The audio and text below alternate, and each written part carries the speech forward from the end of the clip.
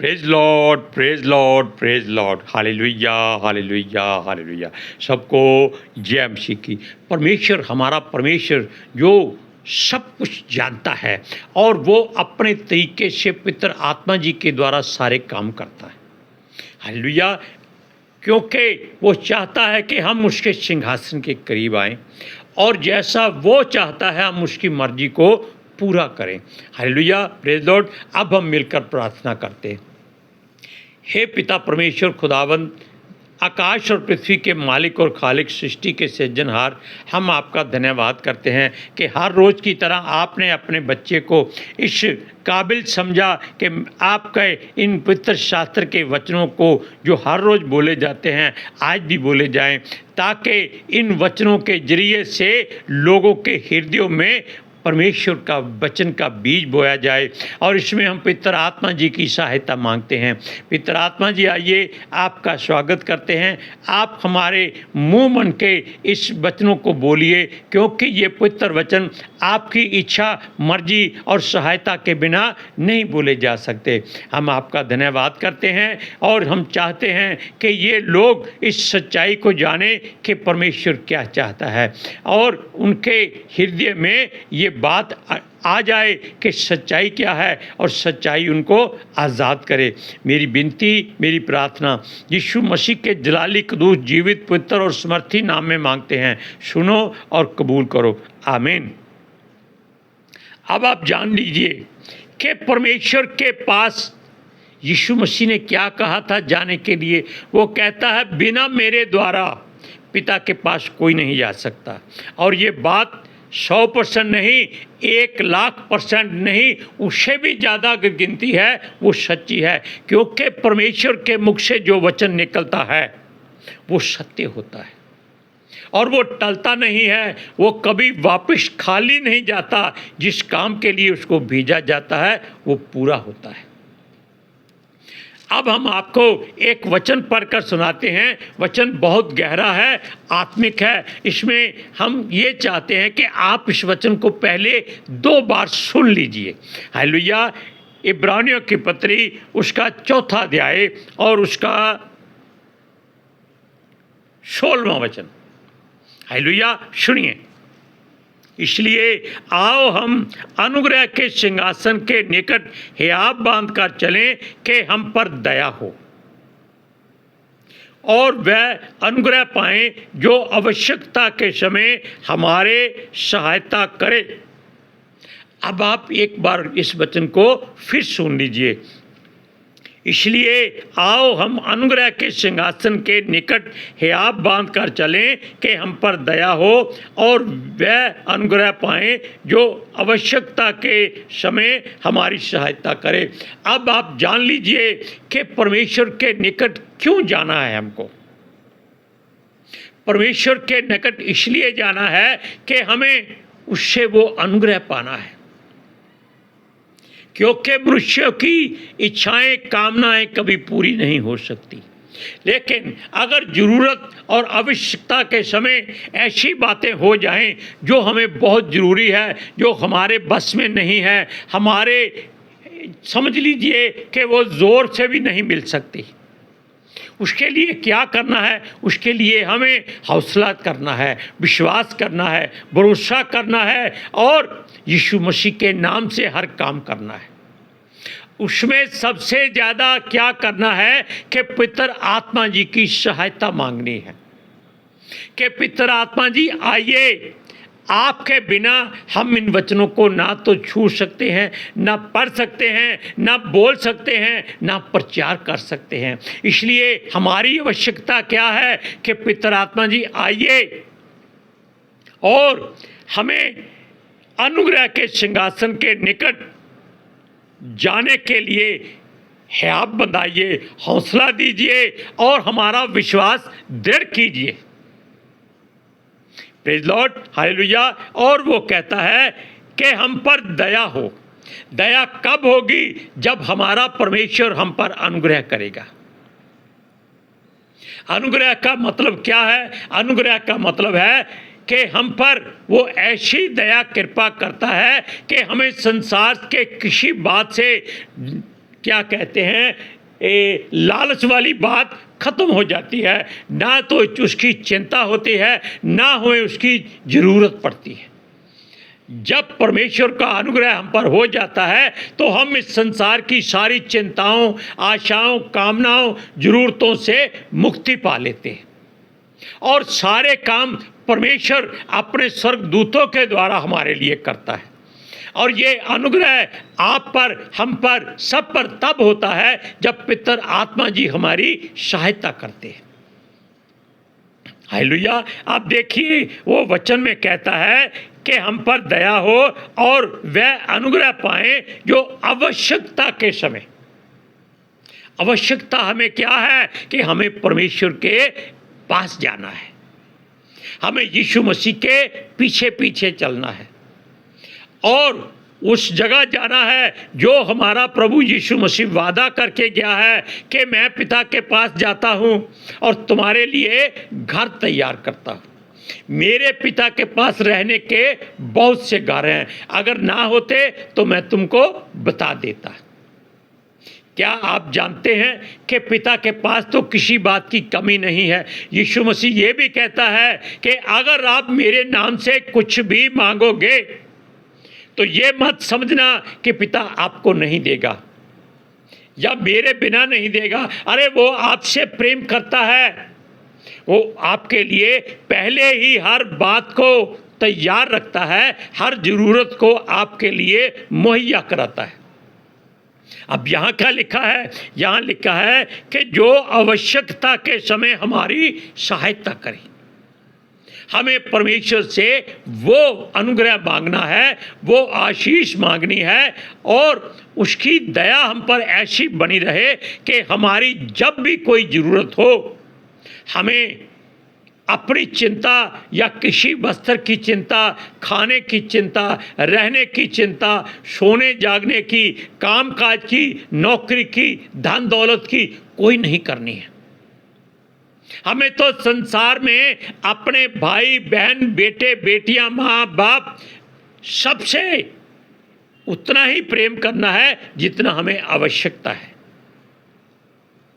उससे ज़्यादा नहीं, क्योंकि हमें सबसे ज़्यादा प्रेम अपने प्रभु यीशु मसीह से करना है, क्योंकि उसी ने हमें सदा लौ के लिए पवित्र आत्मा जी की सहायता दी हुई है और ये सहायता परमेश्वर ही है।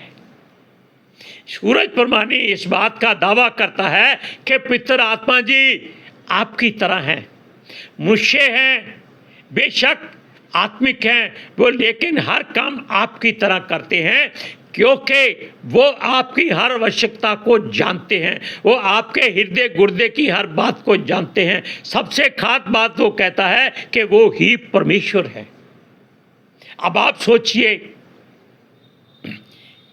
कि परमेश्वर तो आपके हर समय अंग संग है, तो फिर आप क्यों चिंता करेंगे?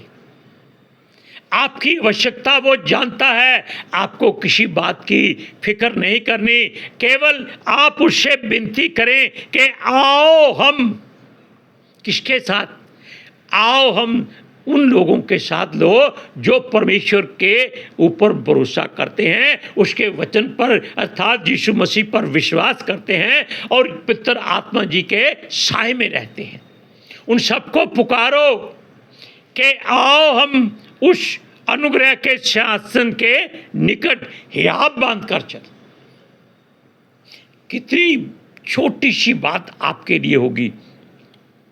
अरे भाई, परमेश्वर के सिंहासन के पास जाना है, कोई ऐरे गहरे के पास नहीं जाना, कोई सरपंच के पास, कोई डीसी के पास, एसपी के पास, डीआईजी के पास, आईजी के पास या एमएलए या एमपी के पास, मुख्यमंत्री, प्रधानमंत्री, राष्ट्रपति, सबको छोड़ दो। हमारा परमेश्वर जो है वो सृष्टि का राष्ट्रपति है और उसके हुक्म के बिना कोई न्यायी अपना न्याय नहीं दे सकता। कोई भी मनुष्य उठकर लोगों की अगुवाई नहीं कर सकता, यहाँ तक कि उसके पवित्र शास्त्र को भी उनकी मर्जी के बिना छू नहीं सकता। ये गैर जातियाँ क्यों नहीं पवित्र शास्त्र को पढ़ते? क्योंकि परमेश्वर नहीं चाहता कि इनकी आंखें खुल जाएं, इनके कान खुल जाएं, ये समझ जाएं कि इसमें क्या लिखा है और परमेश्वर इनको चंगा कर दे। वो चाहता है कि ये खुद इस तरफ बढ़े, अपने मन में इच्छा पैदा करें कि भाई हमारे ग्रंथों में ये लिखा है, इनके ग्रंथ में क्या लिखा है, इसको पढ़ा जाए। और जो इसको पढ़ लेता है वो वापस कभी नहीं जाता, ये हम दावा करते हैं। कारण इसमें से वो किरणें निकलती हैं जो परमेश्वर के सामने मूसा खड़ा था उसके मुंह से निकलती थी। और ये परमेश्वर की ओर से जो पवित्र शास्त्र दिया गया है उसको हम बड़े हियाब से पढ़ते रहें। हाँ, आपका मन थोड़ा भटकता है, कोई ऐसी चिंता मत करें, लेकिन इस तरफ अगर आएंगे तो पूरे हियाब बांध कर आना, कोई समझौता नहीं। अगर आप 5 मिनट इन वचनों को पढ़ लें तो मैं जानता हूं कि वो 5 मिनट आपके लेखे में पवित्र आत्मा जी यीशु के नाम से परमेश्वर की वेदी पर स्वर्गदूतों के द्वारा पहुंचा देते हैं। क्यों? क्योंकि हमने हियाब बांधा। हमारी आवश्यकता थी कि हमारी आत्मा इन वचनों को पढ़े और जाने कि प्रभु ने इसमें हमारे लिए क्या रखा है। ये जीवन है, ये जीवन का जल है, ये जीवन की रोटी है, ये मार्ग है, ये सच्चाई है, ये सब कुछ है। Hallelujah, praise Lord. अब हम वो बात बताते हैं जब मूसा परमेश्वर के पास हियाब बांधकर उसकी मर्जी को पूरा करने ऊपर गया था। क्यों? ये एक आपके लिए ऐसा दृष्टांत है, सच्चा दृष्टांत है जो संसार नहीं सृष्टि जानती है। आप इस बात को व्यवस्था वर्ण की पुस्तक उसका 10वां अध्याय निकालिए और उसमें आप 10वां वचन पढ़िए।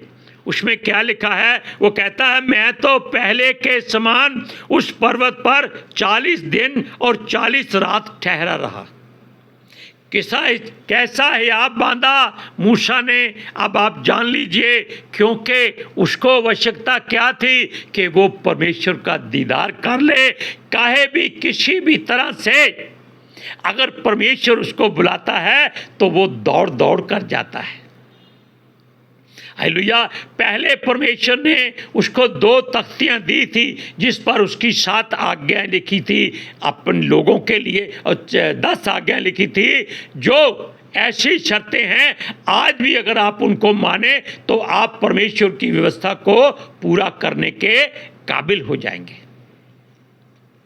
हालेलुया। इसमें सूरज परमानी ने 2 अलग अलग दिशाएं दिखाई हैं। वो कहता है पहली 4 शर्तें जो परमेश्वर की हैं वो आत्मिक हैं, वो परमेश्वर को मानने के लिए हैं, परमेश्वर के करीब जाने के लिए हैं। लेकिन बाकी 6 आयतें आपके लिए ऐसी विधियां, ऐसे संस्कार और ऐसी ही एक शर्तें हैं जो आपको माननी बहुत जरूरी है।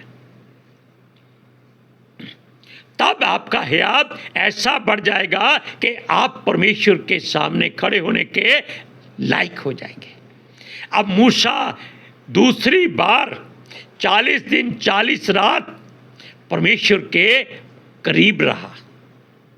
अरे देखने की बात छोड़िए, अगर आप सोच लीजिए कि परमेश्वर आपके पास खड़े हैं और आपको इस बात का एहसास हो गया है तो जान लीजिए कि आपके जैसा खुशकिस्मत इंसान इस सृष्टि में कोई नहीं होगा।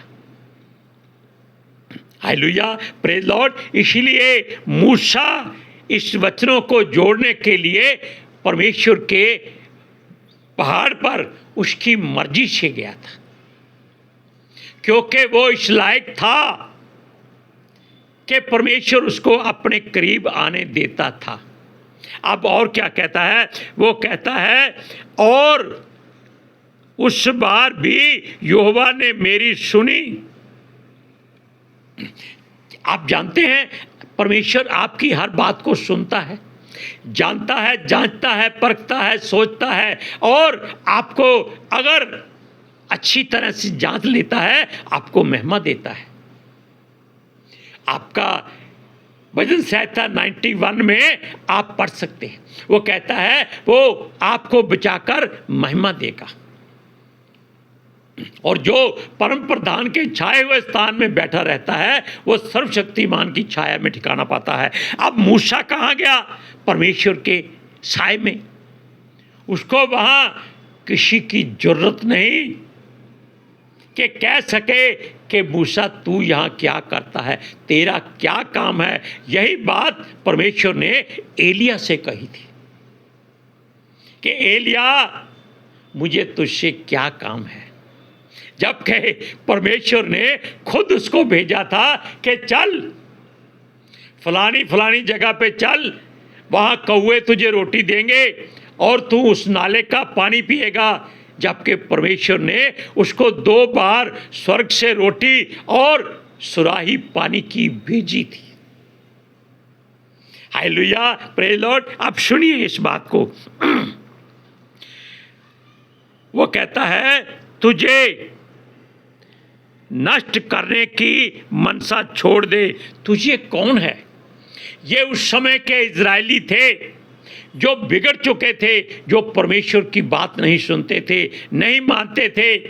वो केवल भोजन मांगते थे, ऐशो आराम मांगते थे। परमेश्वर स्वर्ग से मन्ना देता था, वो अदरक प्याज मांगते थे,